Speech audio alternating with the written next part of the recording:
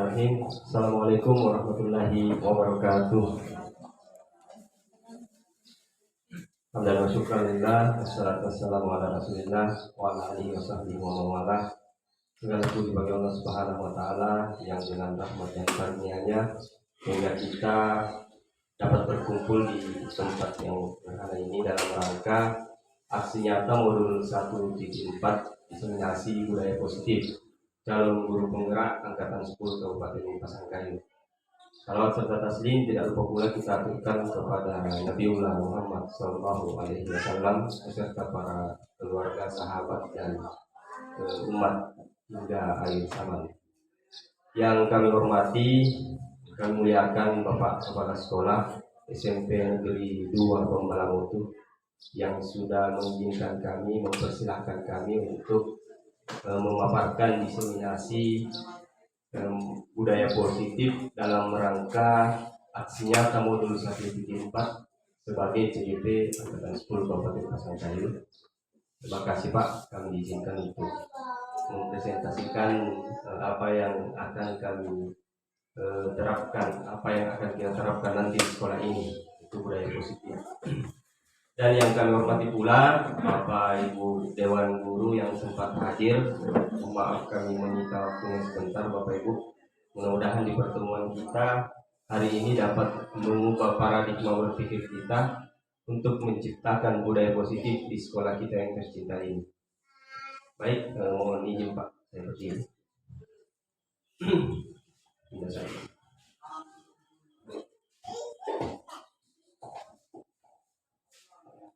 Baik Bapak Ibu Dewan Guru yang kami hormati, jadi tema daripada kegiatan kita pada hari ini adalah diseminasi budaya positif. Jadi budaya positif itu Bapak Ibu adalah pembiasaan yang bernilai positif yang dalamnya mengandung sejumlah kegiatan yang mampu menumbuhkan karakter positif murid.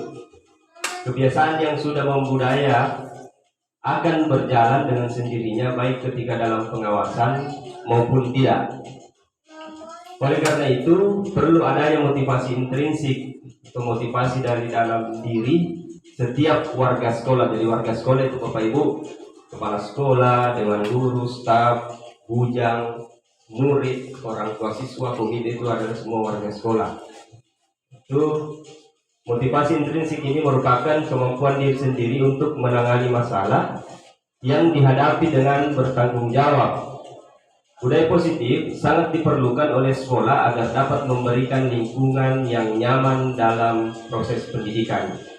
Saat ini, motivasi intrinsik tersebut belum sepenuhnya dimiliki oleh warga sekolah. Mereka cenderung taat nanti saat ada pengawasan. Tetapi ketika tidak ada pengawasan, maka akan muncul lagi ketidakdisiplinan. Jadi kalau misal mereka taat hanya pada saat diawasi, berarti belum muncul motivasi intrinsiknya. Karena yang dia takutkan hanya hukuman. Kalau motivasi intrinsik itu muncul, tandanya baik ada pengawasan maupun tidak, mereka akan tetap disiplin. Itu. Dengan menjalankan budaya positif di sekolah, maka akan mempermudah tercapainya tujuan pendidikan nasional sesuai dengan filosofi Ki Hajar Dewantara, yaitu pendidikan yang berpihak pada murid dan bersifat menuntun tumbuh atau hidupnya kekuatan kodrat yang ada pada murid. Budaya positif bisa terwujud jika seorang guru memiliki nilai guru penggerak, diantaranya berpihak pada murid, mandiri, reflektif, kolaboratif, dan inovatif. Jadi Bapak Ibu, kurikulum Merdeka ini maunya kita sebagai guru dikembalikan kita punya fungsi yang sebenarnya, yaitu cuma menuntun dan mengawasi, tidak memaksa. Karena di kurikulum-kurikulum sebelumnya kita biasa terapkan bagaimana model belajar kita, itu yang diterapkan kepada semua. Pokoknya harus semua ikuti itu. Sekarang tidak Bapak Ibu. Jadi kita hanya bertugas menumbuhkan kekuatan kodrat yang ada pada setiap murid. Apa yang menjadi minat potensinya itu yang dikembangkan. melalui pembelajaran berdiferensiasi. Ya, mungkin sebentar kami akan bahas secara runut bagaimana itu proses pembelajaran berdiferensiasi. Jadi paradigma kita di awal ini, Bapak Ibu, mari kita kembalikan fungsi kita sebagai fungsi kontrol, menuntun dan mengawasi saja. Jangan kita paksakan kehendak kepada murid. Pandanglah murid itu sebagai betul-betul anak-anak, betul itu murid. Tidak bisa dikerasi, tidak bisa apalagi sebagai penghukum kita, tidak bisa. Mereka hanya anak-anak yang butuh dibimbing, butuh dituntun. Jadi mulai sekarang Bapak Ibu, saya menyampaikan di depan ini, mudah-mudahan paradigma kita dalam memandang murid itu berubah mulai saat ini. Baik, jadi konsep inti budaya positif yang akan kita diseminasikan pada hari ini ada 8. Yang pertama, perubahan paradigma ke arah yang positif. Kemudian penerapan disiplin positif. Selanjutnya nilai-nilai kebajikan. Kemudian kebutuhan dasar manusia. Motivasi perilaku manusia, posisi kontrol guru, nah ini yang menarik sebentar, keyakinan kelas, dan segitiga restitusi. Ini yang akan kita kupas satu demi satu. Yang pertama, pembelajaran dengan paradigma baru. Jadi tujuan daripada kurikulum merdeka yang Bapak Ibu adalah bagaimana pembelajaran dengan paradigma baru itu, pembelajaran dirancang berdasarkan prinsip pembelajaran berdiferensiasi.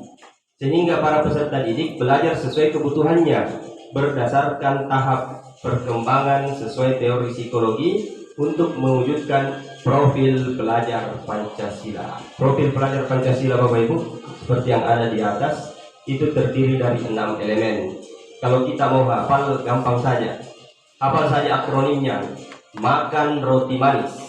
Makan roti manis. Ma itu beriman kepada Tuhan yang Maha Esa dan berakhlak mulia.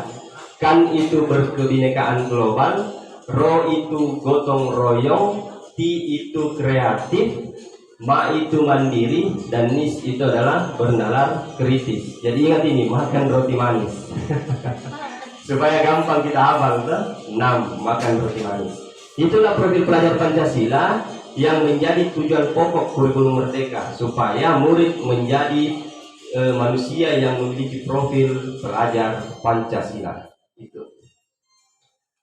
Selanjutnya, mengubah paradigma stimulus respon ke pendekatan teori kontrol.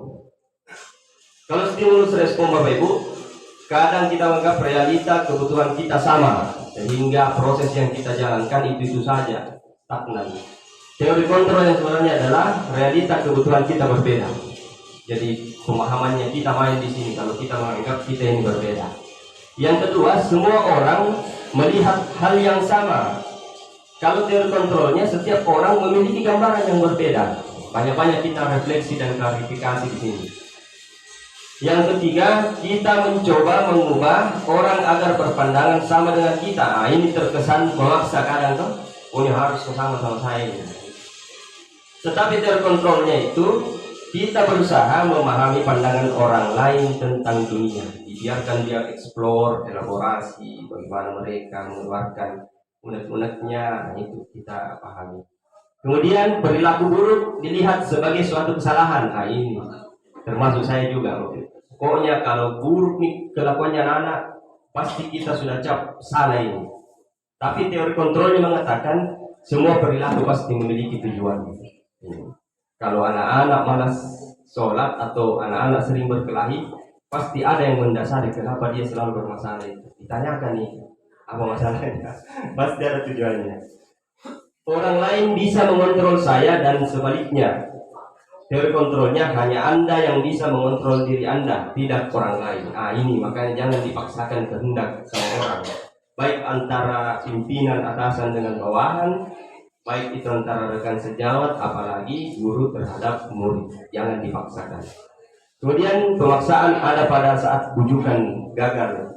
Teori kontrolnya kolaborasi dan konsensus menciptakan pilihan-pilihan baru. Jadi selalu berkolaborasi, selalu berdiskusi, menanyakan hal-hal yang mungkin ada pada dia, tidak ada pada kita, sehingga bertukar informasi. Kemudian model berpikir menang atau kalah. Ini selalu menjadi pikiran kita, kemudian terkontrolnya model berpikir harus sama-sama menang, jangan ada menang kalah, sama-sama menang.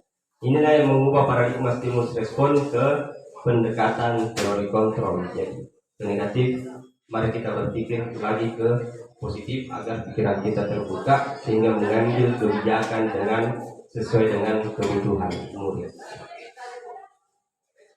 Selanjutnya disiplin positif. Disiplin positif artinya belajar, berasal dari kata disiplina. Jadi disiplin artinya belajar. Disiplin mengacu pada disiplin diri yang memiliki tanggung jawab terhadap apa yang dilakukan berdasarkan nilai-nilai yang diyakini. Disiplin positif adalah suatu pendekatan untuk menerapkan disiplin dalam diri anak tanpa hukuman dan hadiah. Disiplin positif perlu diterapkan baik dalam lingkungan keluarga maupun lingkungan sekolah. Dengan menerapkan disiplin positif, diharapkan tindak kekerasan dapat dihindari. Nah, ini mari kita sama-sama menghidupkan motivasi intrinsiknya siswa supaya disiplin. Karena siswa ini terbagi 3. Siswa disiplin karena dia takut hukuman. Nah, ada itu. Murid juga disiplin karena dia mau dapat hadiah atau penghargaan. Ada juga itu. Yang tipe ketiga, yang ini sama-sama kita harapkan, murid betul-betul tertanam dalam dirinya itu betul-betul kesadaran bahwa saya ini menghargai peraturan atau kesepakatan sehingga saya harus disiplin. Nah, ini namanya motivasi intrinsik. Kalau hukuman dan penghargaan namanya motivasi ekstrinsik, motivasi dari luar saja ini. Yang kita akan tumbuhkan supaya disiplin positif ini dapat diterapkan dengan baik di sekolah adalah bagaimana menghidupkan motivasi intrinsik dari murid itu sendiri. Nah, ini Bapak Ibu, cara penerapan disiplin yang mengajarkan anak bertanggung jawab dan menumbuhkan kesadaran diri berdasarkan nilai-nilai kebajikan, lebih ke arah disiplin diri yang dapat mengontrol diri dalam melakukan segala tindakan. Kemudian dapat membuat murid memahami dan menyadari berdasarkan motivasi internal, bukan paksaan, pujian, atau hukuman. Nah, itu. Ini menjadi cambuk bagi kita, khususnya saya sendiri pribadi, karena masih kadang tidak disiplin. Gitu. Jadi ini menjadi cambuk bagi kita bagaimana menumbuhkan motivasi dari dalam diri kita sendiri agar kedisiplinan itu betul-betul berjalan sesuai dengan apa yang kita yakini. Bukan karena saya takut sama Pak Kepsek, bukan karena saya takut dimain-mainkan sama rekan sejawat, bukan karena saya mengejar imbalan atau penghargaan, tetapi betul-betul saya sadar bahwa kedisiplinan ini harus diterapkan karena kita sama-sama yakin bahwa disiplin itu mengarahkan kepada hal-hal yang positif. Nilai-nilai kebajikan yang kedua. Nilai-nilai kebajikan universal adalah nilai-nilai yang disepakati bersama, lepas dari suku bangsa, agama, bahasa maupun latar belakang. Nilai-nilai kebajikan pada institusi atau organisasi atau sekolah kita ini dapat berbeda-beda tapi memiliki tujuan yang mulia. Nilai-nilai kebajikan harus menjadi landasan perilaku. Nilai-nilai kebajikan tersebut dapat berupa keadilan, keselamatan, tanggung jawab, kejujuran, rasa syukur, berprinsip, integritas, kasih sayang, rajin, berkomitmen, percaya diri, kesabaran, keamanan, dan lain-lain. Jadi nilai-nilai kebajikan ini diramu sedemikian rupa, kemudian kita sepakati untuk dibuat sebagai keyakinan sekolah supaya kita dapat menerapkan disiplin positif dari nilai-nilai kebajikan ini. Mungkin nanti ada tindak lanjutnya pada saat penyusunan dokumen 1 sama kepala sekolah. Kita terapkan keyakinan sekolah yang mana disepakati untuk sama-sama kita jalankan sebagai disiplin positif. Contoh nilai kebajikan pada profil pelajar Pancasila, jelas beriman dan bertakwa pada Tuhan Yang Maha Esa dan berakhlak mulia. Itu tadi ya, makan roti manis. 6 elemen. Kalau program PIP, toleransi, rasa hormat, integritas, mandiri, menghargai, dan seterusnya sebagaimana yang ada di layar.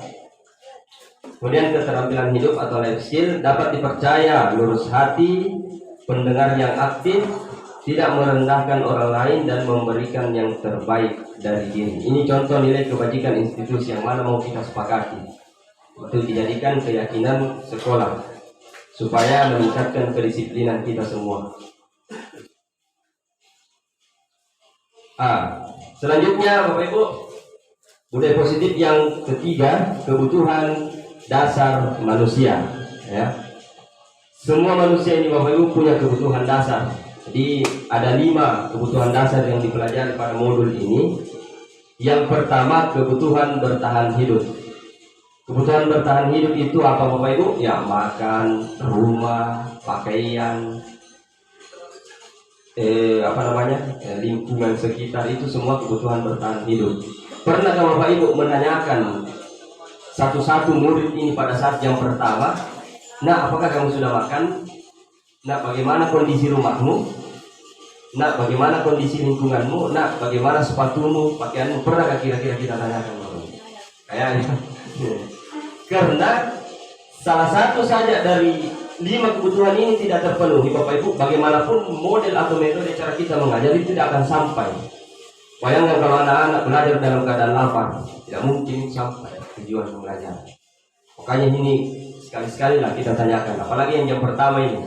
Ya, kadang itu anak-anak kasihan tidak sarapan karena takut terlambat. Tanyakan ini Bapak Ibu. Kalau memang tidak sarapan, suruh dulu sarapan. Karena percuma sia-sia juga kita, biar diferensiasi bagaimana kita gunakan. Kalau mereka lapar, perutnya dalam keadaan kosong, itu tidak akan bisa. Yang kedua, kebutuhan kasih sayang dan rasa diterima. Jangan dibeda-bedakan murid di kelas tak. Baik Ica, Lahwani misalnya, tidak bisa dibedakan. Pada saat pembagian kelompok, ratakan. Simpan dia di tempat yang semestinya. Jangan dikasih 2 juga saja, berdua. Jangan di satu kelompok kan Lahwani sama Ica, yang lain lagi sama yang lain, yang Picar sama Picar. Jangan. Harus kita penuhi kebutuhannya untuk mereka supaya mereka termasuk juga siswanya guru ini kasihan. Itu. Kapan tidak terpenuhi itu Bapak Ibu, kasihan. Terkucilkan dia, tidak ada semangat belajarnya. Kemudian yang ketiga, kebutuhan pengakuan atas kemampuan. Bahasanya kita itu paten-patennya sedikit. Itu anak-anak punya semua skill masing-masing beda-beda. Ada yang kognitif memang rendah tapi keterampilan jago. Jadi sekali-sekali, ini anak Ahmadi memang pintar, memang nak perbaiki anunya motor misalnya. Memang pintar Ahmadi ini pasang-pasang poster di kelas. Tumbuhkan pengakuan atas kemampuannya murid, karena itu merupakan kebutuhan dasarnya juga. Kita juga semua ini kalau dipuji-puji sedikit pasti akan ada motivasi yang tumbuh. Ya, jangan juga terlalu berlebihan kalau guru. Tapi kalau murid puji saja. Kemudian yang keempat, kebutuhan kebebasan. Anak-anak itu banyak macam gaya belajarnya.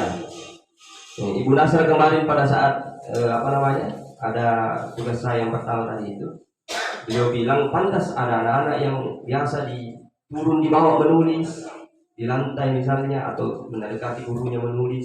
Itu kebebasan Bapak Ibu, jangan dilarang-larang. Ini salah satu maknanya kurikulum merdeka belajar. Biarkan mereka berproses di dalam, sepanjang masih di dalam kelas, biarkan mereka. Siapa tahu dengan begitu mereka nyaman. Memang kebutuhannya begitu. Atau di rumahnya kerja tugas begitu juga modelnya. Jadi kita bebaskan saja anak-anak. Penting sepanjang masih wajar dan masih berada di dalam kelas, berada dalam pemantauan kita. Kemudian yang terakhir, kebutuhan akan kesenangan. Jadi sekali-sekali adakan ice breaking Bapak Ibu. Infocus ini dengan sound system ini sebenarnya salah satu fungsinya ice breaking. Tampilkan video-video apakah di situ, kuis-kuis atau goyang-goyang sedikit. Nah ini karena memang ini kebutuhan dasar juga anak-anak. Begitu mereka bosan, kita selingi dengan ice breaking, tumbuh lagi motivasi belajarnya. Nah ini. Jadi 5 kebutuhan dasar ini Bapak Ibu, sekali lagi mari kita sama-sama belajar, pahami untuk dipenuhi oleh peserta didik kita supaya proses pembelajaran di dalam kelas atau motivasi intrinsiknya untuk belajar itu tumbuh. Jadi sehingga mereka rajin untuk datang ke sekolah belajar bersama-sama dengan teman-temannya. Ini secara spesifiknya. bertahan hidup itu tadi makanan, pakaian, tempat tinggal. Kasih sayang dan ingin diterima itu rasa diterima, dipedulikan, berbagi kerjasama, menjadi bagian dari kelompok, tidak dibeda-bedakan. Penguasaan dan kemampuan harga dirinya, keinginan untuk dianggap, memimpin berprestasi, diakui dan didengar. Nah, ini dia sedikit. Boleh. Kebebasan, mandiri, memiliki pilihan, mencoba hal baru dan mampu mengendalikan arah dirinya. Ini kasih kebebasan Bapak Ibu. Panjang masih bisa kita kontrol. Kesenangan, bermain, humor, antusiasme dan tertawa. Mereka butuh ini di dalam kelas. Matematika Ibu Jira kalau mengajar jangan tegang terus. Nah, karena apalagi matematika itu betul-betul menguras pikiran anak-anak. Terapkan ini, main, humor, antusiasme dan tertawa. Bagaimana kita mendekatkan dirinya kita ini kepada mereka. Betul-betul ini pembelajaran memang berpusat kepada mereka. Ini maunya 5 kebutuhan dasar manusia. Selanjutnya motivasi perilaku manusia. Nah, ini di awal tadi juga kita jelaskan Bapak Ibu. 3 hal yang melatar belakangi manusia itu berperilaku. Yang pertama, untuk menghindari atau ketidaknyamanan atau hukuman. Dia hindari hukuman, akhirnya mereka disiplin. Ini bagus, tapi ada negatifnya. Bagus ini Bapak Ibu, tapi ada negatifnya. Ya. Karena hanya untuk menghindari hukuman, karena motivasi ekstrinsik ini dari luar. Yang kedua, untuk mendapatkan imbalan atau penghargaan dari orang lain. Ini bagus juga, motivasi juga, cuma masih ada negatifnya. Karena kadang dia ini selalu mengelompokkan, memisahkan diri dari orang-orang yang mungkin dia anggap tidak selevel dengan dia. Ini bagus, termasuk motivasi dua ini. Menghindari hukuman dan mendapat penghargaan, ini motivasi, tapi motivasi dari luar, bukan tumbuh dari dalam dirinya. Nah, yang kita harap menjadi motivasi bagi murid ini dan termasuk kita semua ini adalah untuk menjadi orang yang mereka inginkan dan menghargai diri sendiri dengan nilai-nilai yang mereka percayai. Ini yang bagus. Kalau ini latar belakangnya kita melakukan sesuatu, maka semua hasilnya akan positif Bapak Ibu. Biar tidak diawasi, pasti mereka tetap akan disiplin. Biar tidak dihukum, biar tidak dikasih penghargaan, tidak ada mereka yang pikir, pasti mereka akan tetap disiplin. Karena sudah tumbuh motivasi intrinsiknya. Dia sadar bahwa diri saya ini berharga dan diri saya ini kalau disiplin akan jadi seperti ini. Itu Bapak Ibu. Jadi motivasi perilaku manusia ada 3. Mudah-mudahan kita bisa menerapkan kepada murid-murid kita motivasi yang ketiga ini untuk menjadi orang yang mereka inginkan. Selanjutnya dihukum dengan penghargaan. Pengaruh jangka pendek dan jangka panjang yang akan berpengaruh ini kalau hukuman dengan penghargaan. Penghargaan efektif jika kita menginginkan seorang melakukan sesuatu yang kita inginkan dalam waktu jangka pendek, tidak akan bertahan. Begitu sudah tidak dikasih lagi penghargaan, tidak disiplin lagi itu pasti. Begitu. Jika kita menggunakan penghargaan lagi dan lagi, maka orang tersebut akan bergantung pada penghargaan yang diberikan, serta kehilangan motivasi dari dalam. Ini yang bahayanya. Tapi syukurnya kita di sekolah ini, alhamdulillah pakai PSEK dengan kebijakannya, selalu memberikan, ini memang tidak bisa juga dihilangkan mutlak ini Bapak Ibu. Bagaimana yang kita selalu lakukan di tiap akhir semester, sesuai arahan kepala sekolah, kita berikan penghargaan mereka yang berprestasi, berikan hadiah berupa buku, pulpen dan sebagainya. Itu juga termasuk salah satu motivasi. Tapi kita tidak berfokus pada di situ, tapi bagaimana kita menumbuhkan motivasi intrinsik murid kita. Gitu. Hukuman, konsekuensi dan restitusi. Hukuman bersifat tidak terencana atau tiba-tiba, pokoknya begitu salah hantam, begitu salah gas anak-anak. Pokoknya tidak ada lagi klarifikasi, hantam. Anak atau murid tidak tahu apa yang akan terjadi dan tidak dilibatkan kasihan. Pokoknya begitu, apalagi jam-jam kritis, jam-jam duhur, mereka tiba-tiba salah, datang ke sini langsung dicambuk. Kayak saya juga lakukan begitu. Kemudian setelah ini kita ubah sedikit ini sedikit. Mereka tidak dilibatkan, kita tidak klarifikasi apa sebenarnya, kenapa mereka lakukan seperti itu. Hukuman bersifat satu arah dari pihak guru yang memberikan, dan murid hanya menerima suatu hukuman berupa fisik maupun psikis tanpa melalui sesuatu kesepakatan. Ya. Sedangkan disiplin dalam bentuk konsekuensi sudah terencana atau sudah disepakati. Kalau disiplin konsekuensi ini artinya ada denda, begitu. Kalau melanggar peraturan didenda begini, dendanya disanksi. Itu namanya konsekuensi. Jadi hukuman dan konsekuensi ini Bapak Ibu, kalau hukuman betul-betul tidak ada nih bagusnya, negatif-negatif. Kalau konsekuensi negatif-positif. Negatifnya tetap kita hukum sanksi dia, itu negatifnya. Tetap kita berikan hukuman psikis dan fisik.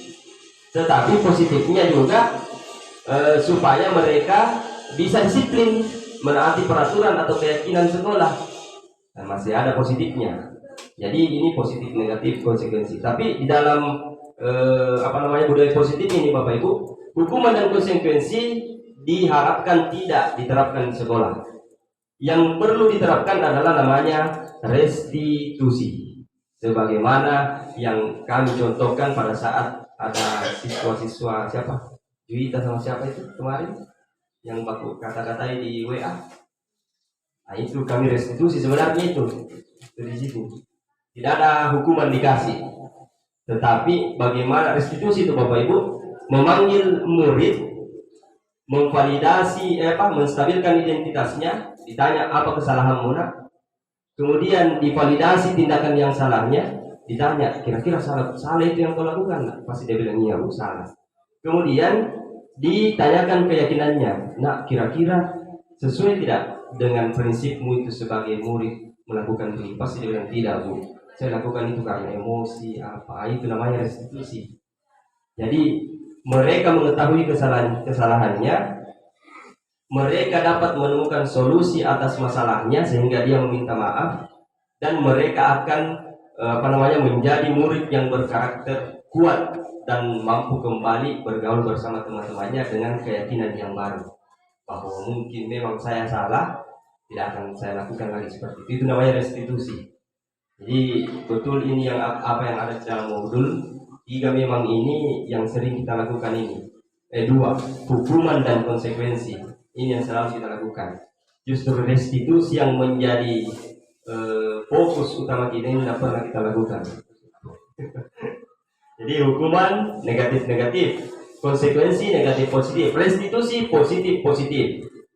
Ya, karena mereka mengetahui salahnya, mereka meminta maaf, dan mereka kembali ke teman-temannya dengan keadaan yakin dan percaya diri.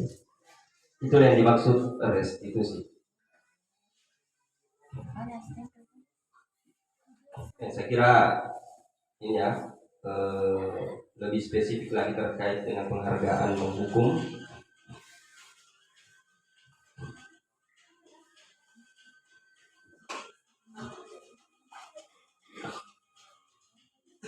Jadi penghargaan menghukum ini bahaya Bapak Ibu ya, menyerang psikologinya anak.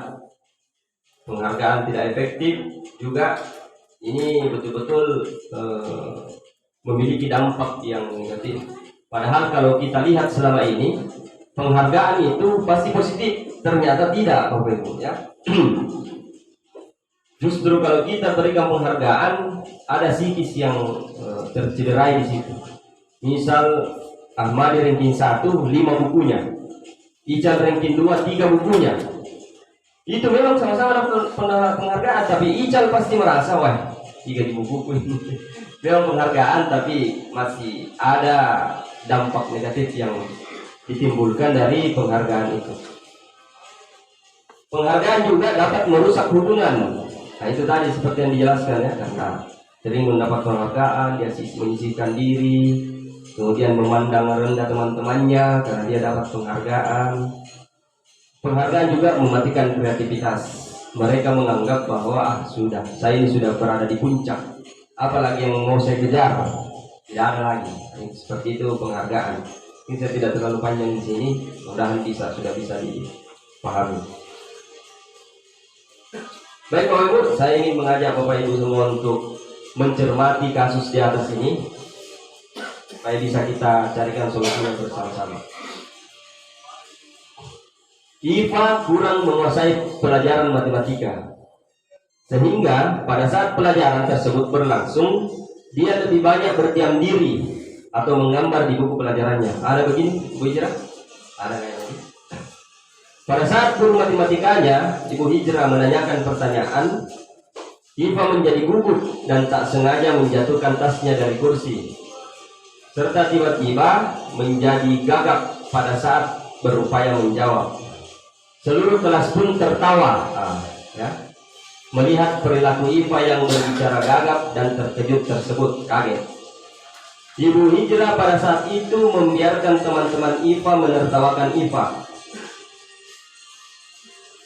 yang tergagap dan malu luar biasa. Malahan kadang kita juga tertawa, dan malahan meminta IPA untuk maju ke depan. Sudah malu kasihan, sudah gugup, diminta lagi maju ke depan dan berdiri di depan kelas sambil menunjuk hidungnya karena tidak bisa menjawab pertanyaan dari Ibu Hijrah misalnya. Kadang memang kita begini Bapak Ibu, sudah malu ya kasihan, kita kasih ke depan lagi, hukum tambah lagi. Kelas semakin gaduh dan anak-anak pun tertawa melihat IPA di depan kelas memegang ujung hidungnya. Luar biasa bagaimana siswa kita ini. Pertanyaan pertama, apakah Anda setuju dengan tindakan Pak Seno terhadap IPA? Setuju Bapak Ibu? Bagaimana Bapak Ibu? Setuju dengan tindakannya guru matematika kalau begini? Tidak ya, jelas tidak. Mengapa?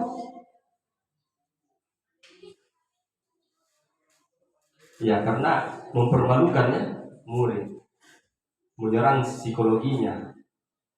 Itu. Jadi mudah-mudahan tidak begini lagi. Terang saya juga biasa terapkan. Menurut Anda, tindakan Pak Seno terhadap IPA adalah sebuah hukuman atau konsekuensi? Hukuman atau konsekuensi ini? Hukuman atau konsekuensi? Jelas hukuman ya. Hukuman karena begitu dia tidak bisa. Ada juga konsekuensinya. Ini dilihat lagi dari kesepakatan kelas yang kita buat. Jelas ini merupakan sebuah hukuman karena IPA yang tadinya tiba-tiba terkejut tidak bisa menjawab pertanyaan, tiba-tiba ditambah lagi hukumannya, disuruh maju lagi ke kelas, kemudian menunjukkan gaya yang menunjuk hidung di depan teman-teman. Ini betul-betul hukuman dan ini menyerang psikologi anak-anak. Besoknya tidak akan datang di sekolah ini. Jadi jangan lagi seperti ini Bapak Ibu di kelas ya. Makanya penting untuk membuat kesepakatan kelas.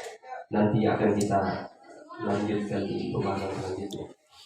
Kemudian saya mau merefleksi Bapak Ibu. Ini tindakan guru di dalam kelas sekarang yang terjadi. Kita tentukan hukuman atau konsekuensi ya. Kalau hukuman Bapak Ibu itu terjadi spontan, pokoknya begitu salah langsung hantam. Kalau konsekuensi Bapak Ibu ada dulu peraturan yang dia langgar, baru dikasih itu sanksi. Itu bedanya ya. Baik, tindakan yang pertama, mencatat. Guru menyuruh murid ini ya, mencatat 100 kali di dalam buku kalimat, saya tidak akan terlambat lagi karena terlambat ke sekolah. Hukuman atau konsekuensi? Hukuman atau konsekuensi? Hah? Hukuman ya?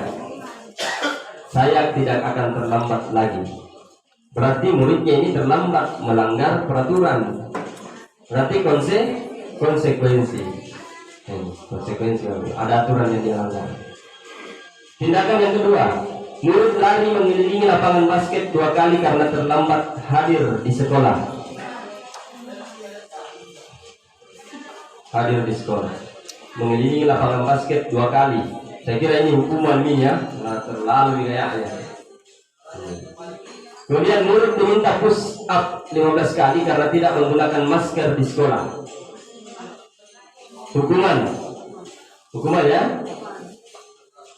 Menggantikan kertas teman yang telah dicoret-coret. Konsekuensi ya, konsekuensi.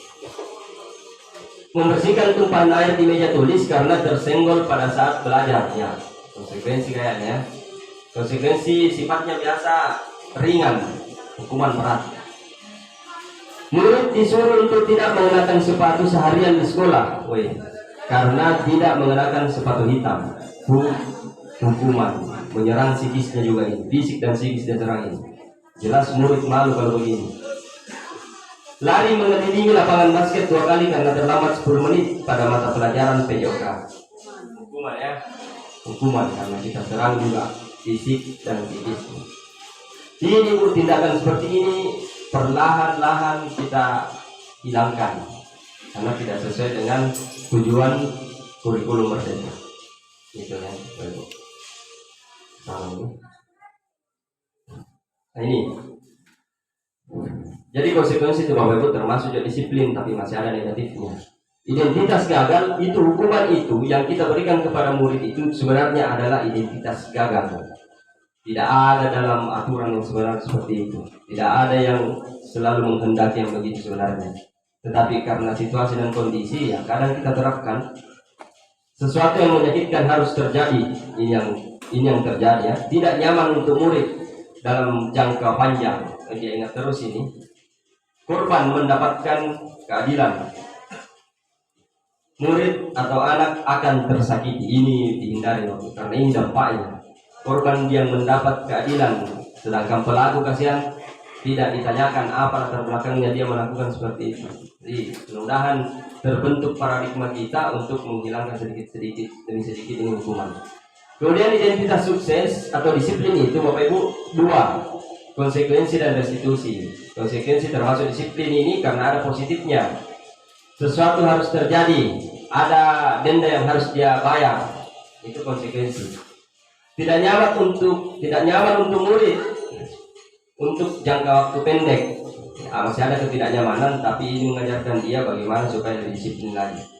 Korban bisa diabaikan kalau konsekuensi karena guru bertindak sebagai pemberi denda atau sanksi. Jadi korban tidak diabaikan. Murid atau anak dibuat tidak nyaman. Lagi pasti konsekuensi itu membuat murid tidak nyaman. Bersihkan WC, itu tidak nyaman murid. Yang harus kita terapkan di sekolah yaitu restitusi. Itu tadi. Restitusi merupakan pilihan.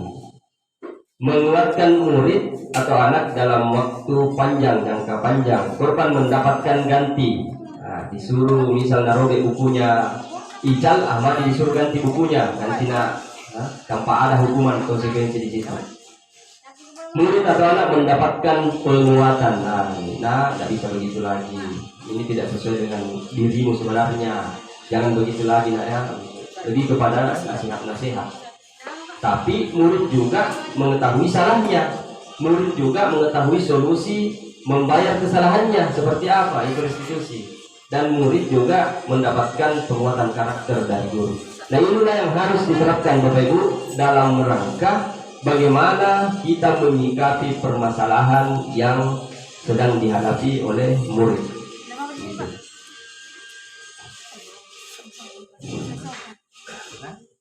Saya kira ini tidak usah ya karena ini hanya sekedar tambahan materi. Ini posisi kontrol guru, terkait posisi kontrol guru. Ya ini di awal sebenarnya sudah saya jelaskan kapan waktu saya punya tugas yang lain itu bahwa posisi kontrol guru itu Bapak Ibu ada 5 berdasarkan teorinya Dian Gossen, Dr. William Glasser berkesimpulan. Jadi ada teori kontrol dari William Glasser yang mengatakan bahwa murid itu tidak bisa dikontrol sepenuhnya. Kontrol dirinya itu ada pada dirinya sendiri, jadi jangan kita paksakan. Itu teorinya Dr. William Glasser. Sehingga dari teori ini Dian Gossen menurunkan teori bahwa guru memiliki 5 posisi kontrol dalam bagaimana menyikapi anak-anak murid. Yang pertama sebagai penghukum, pokoknya begitu salah langsung hantam, begitu salah langsung kasih hukuman, begitu salah langsung tanpa tanya-tanya, ini hukum. Ini tidak dianjurkan Bapak Ibu, tidak bisa dipakai. Kemudian posisi kontrol sebagai pembuat merasa bersalah. Memang tolong kamu itu Ical, tidak belajar, kau memang Ical. Itu tidak bisa begitu sebenarnya Bapak Ibu. Kamu itu Ahmadi sudah 1 minggu Pak Guru kasih tugas, sampai sekarang kamu tidak selesaikan. Salah memang itu kamu tadi. Tidak bisa seperti itu Bapak Ibu. Psikologinya terganggu anak-anak. Jangan sampai kita menjadi guru yang selalu membuat merasa bersalah murid. Kemudian yang ketiga, sebagai teman, ini sudah ada positifnya, ada juga negatifnya. Tapi hindari juga ini Bapak Ibu, karena teman itu membuat murid tidak akan terkontrol perilakunya. Dan mereka hanya menganggap guru yang sebagai temannya ini sebagai guru favorit. Guru lain ini mereka tidak suka, jangan. Bisa kita dekat, tapi jangan terlalu akrab, ya. Kemudian sebagai pemantau di sini selalu memberikan konsekuensi. Apa kesepakatan kita? Apa peraturan di sekolah pakai sepatu hitam? Hari ini kamu pakai sepatu putih? Oke, push up 10 kali. Itu pemantau. Dia taat pada peraturan, tapi masih memberikan sanksi atau hukuman. Ini tidak bisa sebenarnya, tidak bisa. Yang bisa adalah sebagai manajer, ya. Manajer ini selalu menerapkan disiplin positif, restitusi itu tadi, memanggil anak-anak yang bermasalah, menanyakan salahnya, bagaimana solusi asas masalahnya, kemudian bagaimana dia bisa bergaul kepada teman-temannya, kembali dengan karakter yang kuat. Begitu sebenarnya yang dilakukan Ibu Nani waktu menghadapi dua siswa yang ada kasusnya baku singgung-singgung dewa. Itu adalah restitusi Bapak Ibu. Begitu sebenarnya. Jadi disuruh tanggung jawab atas kesalahan yang dia lakukan. Ini penghukum, redaksinya patuhi aturan saya atau awas ya. Awas memang kalau tidak datang ke sebentar sore, awas. Nah ini penghukum ini. Membuat rasa bersalah. Berapa kali ibu sudah menasihati kamu ini nak, masih begini terus. Ini psikologinya kan. Teman, ayolah jangan ribut. Ibu kena teguran dari kepala sekolah. Itu bahaya juga kalau kita teman ya. Karena pimpinan melihat kita ini guru, mereka murid. Jangan terlalu memposisikan diri sebagai teman pada mereka.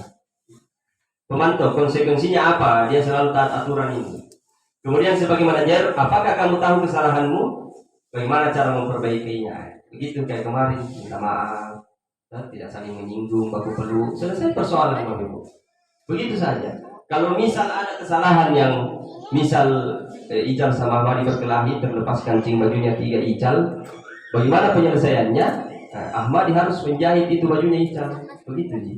Jahit jahit sendiri di sini ada ibu mana misal ajar cara menjahit gini, supaya dia lebih kuat karakternya. Oh begini Pak, kalau saya salah harus bertanggung jawab. Seperti itu sih sebenarnya posisi kontrol guru yang diharapkan kita terapkan di kelas-kelas kita masing-masing Bapak Ibu. Mari kita menjadi manajer ya. Jangan menjadi penghukum, membuat rasa bersalah, batasi pergaulan dengan murid, kemudian jangan juga terlalu sering jadi pemantau. Sekali-sekali marilah kita menjadi manajer, mencarikan jalan keluar anak-anak terhadap masalah yang dihadapinya. Ini sebagai manajer, guru berbuat sesuatu bersama murid, mempersilahkan murid mempertanggungjawabkan perilakunya dan mendukung murid agar dapat menemukan solusi atas permasalahannya sendiri. Nah ini posisi manajer harus mengacu pada segitiga restitusi tadi, menstabilkan identitas, memvalidasi tindakan yang salah dan menanyakan keyakinan, menjadikan murid sebagai manajer bagi dirinya sendiri sehingga tercipta identitas positif atau berhasil pada diri murid. Ya memang tantangannya berat Bapak Ibu, tapi ya apalah boleh buat, kita berusaha saja. Ya ini saya ajak Bapak Ibu refleksi. Bagaimana posisi kontrolnya ini? Yang pertama, gimana coba kalau orang tua kamu tahu berbuat begini? Posisi kontrol apa ini? Menghukumkah, membuat merasa bersalah kah, temankah, pemantau kah, atau manajer? Kalau kita bilang begini sama murid, gimana coba kalau orang tua kamu tahu berbuat begini? Apa kira-kira ini statusnya? Menghukumkah, membuat rasa bersalah kah, temankah, pemantau kah, atau manajer? Kalau dia bilang begini, salahkan murid. Membuat merasa bersalah ini? Iya, membuat merasa bersalah ini posisinya. Kalau dia bilang begini. Kemudian yang kedua, pasti selalu yang terakhir selesai. Sama nih, membuat merasa bersalah juga, selalu disalahkan anak-anak. Kemudian apa rencanamu untuk masalah ini? Guru bertanya kepada murid. Jadi apa rencanamu masalahmu ini? Manajer luar biasa bunda. Sebagai manajer ya. Kemudian yang keempat, ayo bantulah demi Bapak ya. Bagaimana kira-kira? Ayo bantulah demi Bapak ya. Terjadi kedekatan emosional itu. Sebagai teman, bagus bu, mantap. Sebagai teman. Kalau guru mengatakan apa yang telah kamu lakukan, apa yang telah kamu lakukan, kita lihat jawabannya. Ya. Tadi gimana coba? Kalau orang tua kamu tahu berbuat begini, ini membuat merasa bersalah. Ternyata yang kedua pasti selalu yang terakhir selesai. Ternyata ini pemantau. Yang ketiga apa rencana manajer? Ayolah bantu Bapak demi Bapak ya, teman. Kemudian apa yang telah kamu lakukan? Pemantau. Ya. Jadi kita sudah bisa memposisikan diri Bapak Ibu ya. Mudah bisa menjadi manajer. Nah, ini yang penting lagi Bapak Ibu. Yang selanjutnya, keyakinan sekolah atau kelas. Keyakinan kelas adalah nilai-nilai kebajikan yang diyakini oleh kelas untuk menumbuhkan motivasi intrinsik dan budaya positif di kelas. Guru berperan dalam mewujudkan terbentuknya keyakinan sekolah atau kelas dengan adanya kesepakatan antar guru dan murid. Keyakinan sekolah, kelas berupa pernyataan universal dan mudah diingat, dipahami dan harus diterapkan dalam lingkungan sekolah. Setiap anggota kelas saling menghormati, menyelesaikan tugas dengan tepat waktu. Jadi dalam kelas Bapak Ibu, mari kita buat keyakinan kelas. Peraturan kelas sebenarnya selalu kita buat ini, tapi peraturan dan keyakinan berbeda, ya. Keyakinan kita buat, bagaimana bisa murid menerapkan keyakinan yang sudah kita sepakati bersama, itu, ya. Tidak usah juga terlalu ini. Kemudian yang terakhir adalah segitiga restitusi. Nah ini yang tadi Bapak Ibu, ini yang harus kita pahami betul-betul. Restitusi adalah proses menciptakan kondisi bagi murid untuk memperbaiki kesalahan mereka, sehingga mereka bisa kembali pada kelompok dengan karakter yang lebih kuat. Tujuannya adalah menghasilkan murid yang mandiri dan bertanggung jawab tanpa ada hukuman yang dikenakan kepada mereka. Ini maunya. Jadi begitu kesalahan, dia sendiri yang bertanggung jawab tanpa kita hukum.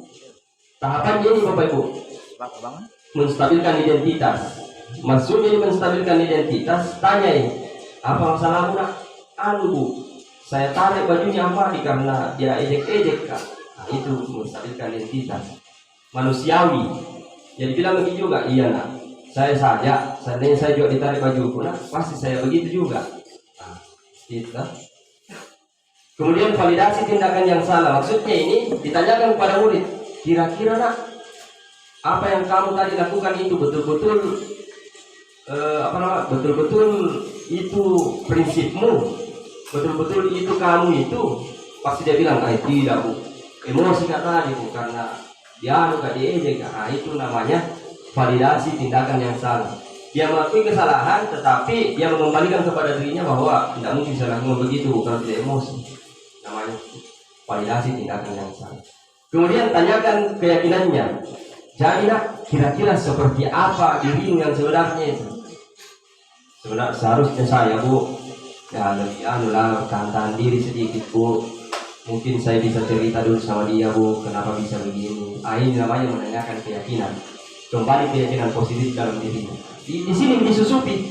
Jadi nak, bagaimana kasihan bajunya Madi sudah utarik, kancingnya 3 lepas. Bagaimana nak kira-kira? Pasti diam itu, diam. Kita bantu begini nak, jahit di kembali. Ada ibu hijrah yang bantu menjahit di sekolah, di kantor. Jahit kembali lah, ambil itu bajunya, bawa ke kantor nak, jahit kembali. Supaya kenapa nak? Iya bu, supaya saya tanggung jawab kesalahanku. Begitu yang diharapkan. Bagaimana kita menangani siswa yang salah ini? Kira-kira bisa begitu bu? Ya memangnya bersalah ya Bapak Ibu. Mudah-mudahan kita diberikan hikmah hidayah sama Tuhan. Betul-betul ini tupoksi tak sebagai guru yang diharapkan menjadi pemantau, menjadi penuntun, menjadi pengawas, bisa betul-betul kita terapkan dalam sekolah. Coba Bu, kalau menjadi ini guru seperti ini, kayaknya kurang-kurang penyakit yang datang ini, karena dihadapi dengan kesabaran dan pemahaman yang baik. Ya, Bapak Ibu. Ini sudah juga saya bahas tadi, validasi tindakan yang salah, kemudian penerapan segitiga. Ini sudah saya terapkan loh Ibu. Ada tugas saya kemarin membuat video penerapan segitiga restitusi, modelnya itu mat alif maulana dengan dapat pertiwi. Mungkin bisa dilihat video saya sekitar 5 menit saja sebagai bagian dari penutup diseminasi modul 1.4 sudah diseminasi budaya positif. Saya harap Bapak Ibu yang mengikuti diseminasi ini bisa berubah paradigmanya. Kita sama-sama, yang termasuk saya Bapak Ibu. Saya paling banyak selalu melanggar apa-apa di sini. Mudah-mudahan setelah mengikuti diseminasi ini, paradigma kita berubah, perilaku kita berubah, dan kolaborasi kita semakin erat di sekolah yang kita cintai ini. Terima kasih kepada Bapak Kepala Sekolah yang telah mengizinkan kami untuk mendiseminasikan modul 1.4 budaya positif. Terima kasih kepada rekan-rekan guru yang sampai hari ini masih mendukung kami untuk mengikuti rangkaian pendidikan guru penggerak PGP.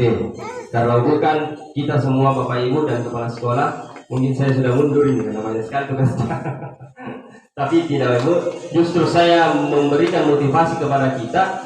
Bapak juga selalu memberikan motivasi kepada Dewan Guru untuk ayo daftar guru penggerak.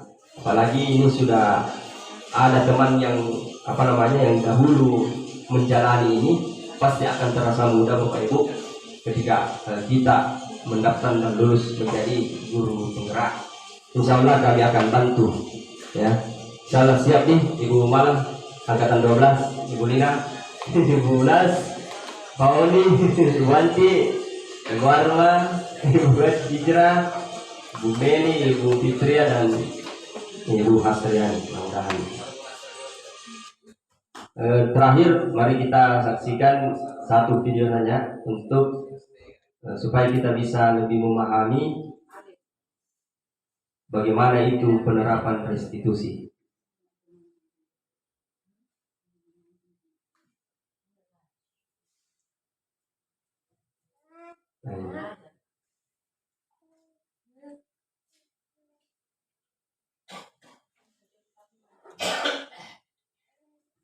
Menit saja Ibu sebagai penutup diseminasi kita pada hari ini.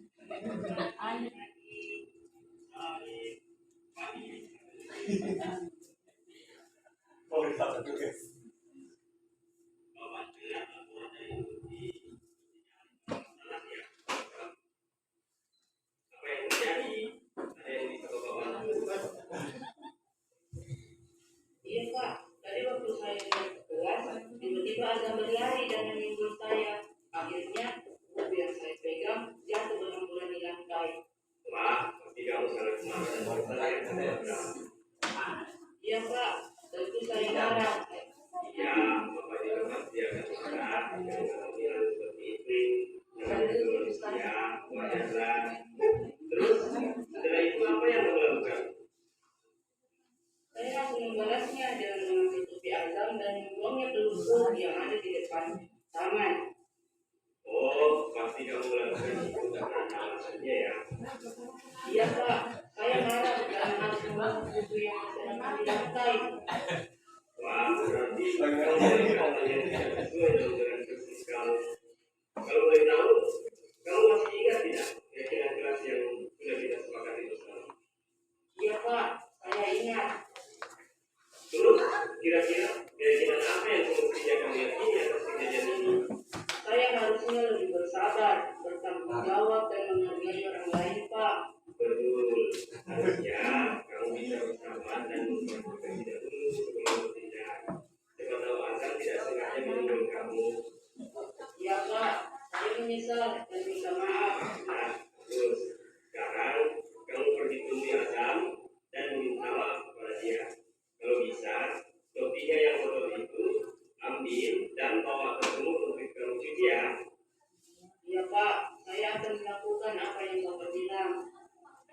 Ya, semoga dengan kejadian ini kamu bisa lebih meyakini lagi apa yang sudah terjadi. Ya, Pak. Saya akan menjadi pribadi yang pemaaf, bertanggung jawab dan menghargai orang lain. Terima kasih, Pak. Wassalamualaikum. Sama di.